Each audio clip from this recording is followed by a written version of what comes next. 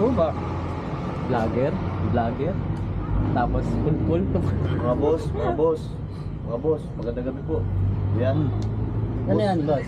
Boss, ano pati hindi ko pangangailangan ko Ba, gabing-gabi na, nagbibenta ka pa. Opo talagang kailangan mo ng panggatas ng anak ko Ilang taon na ba anak mo, pre? Isang 4 months, saka isang 3 months. Patay tayo, kaya pala. Kaya kailangan. Inaaraw-araw mo yata eh. Ay, napalakas lang po yung tungkat alin tinira ko. Siguro, laging nasa 7-Eleven to, nakarobos. Ay, boss, baka pwede naman nilapit ko sa'yo ang aking mga paninda. Ano, bare pamigay? O ano? Binibigay ko lamang po ng mura. Talagang matindang pangangailangan ngayon. Wala akong pambili ng gatas. Ano yan, bakal? Ano yan, pamalo? O ano? Aray pong bakal na pagka yung customer ko hindi bibili, tutubuhin. Ay, sorry sir, sorry. Tutubuhin. Pre, mahirap pala ito. Banday mo lamang sir, panday mo. Aray sir, aray po ba yung tinataga sa bakal sir? Yung sumikat sa Padre Garcia na napanood yun. Si Magic Gulok. Ako po yun. Ikaw ba yun?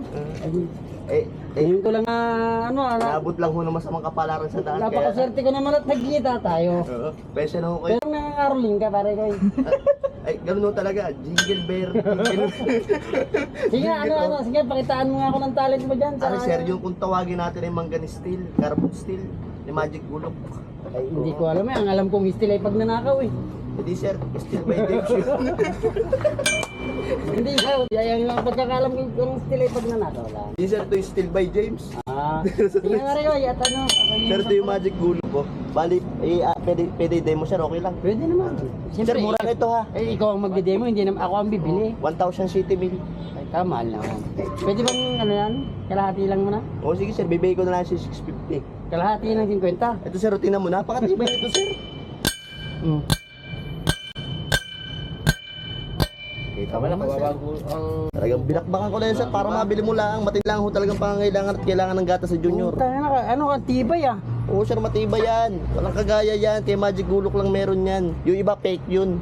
Akin tunay. Oo, matibay talagang wala siyang Wala sir, wala. Kagaling ng ano to. Tapos ito sir, pantabas, ito yung ginamit ni Sir Montano sa palabas. Yung sa Mananabas. Oo. Sa Antipolo. Sa Mananabas sir, sa Mananabas yung mga Pero parang gusto ko itong bilhin para pag Bustoyo. Oh, sir. Huwag yan sir. Kasi ilang tagana na ito eh. Marami na sentimental. Dito ka nakilala eh. Marami na sentimental. Kaya nga ito yung bibilhin ko dahil dito ka nakilala. Hanggang dyan na lang sir yung mga alalang magkalipas ko. Huwag nyo na sir pakilaman yan. Ito na lang. Hindi. Parang dito ako yayaman. Kasi ito yung dito nag-umpisa si Magic Gulok eh, di ba? Oo, dyan nagmula ang lahat. Ito, kaparehas to. Ito yung niya, ito yung pinaka-sample niya. Oo sir, pero huwag kong tirahin nga sir. Ito na lang. Parang ito na lang magkano to? Not for sale sir. Not for sale. Maraming memorable na ba na nangyari sa akin yan eh. Oo nga. Diyan kami Ito kasi, sa totoo lang, mga followers, dito nakilala si Magic Gulok. Sa dami ng taga nito, ganun din karami yung naging followers niya rito, doon siya nakilala. Pero matibay talaga yung Magic Gulok niya. Matibay talaga to mga sir. Oo, bilhin ako kayo, napaka-quality kay Alex TV. So yun, bibilan natin. Utol natin to. Makaka-score na ako ng 3. Ay, sorry sir, panggatas pala. Panggatas. Ano ba talaga? Panggatas pala sir, panggatas. Sorry. Pwede bilhin tong Magic Gulok mo ito, 1,000. Oh, sige sir. Yung dalawa. Oh, gusto ko sa Paperman mo.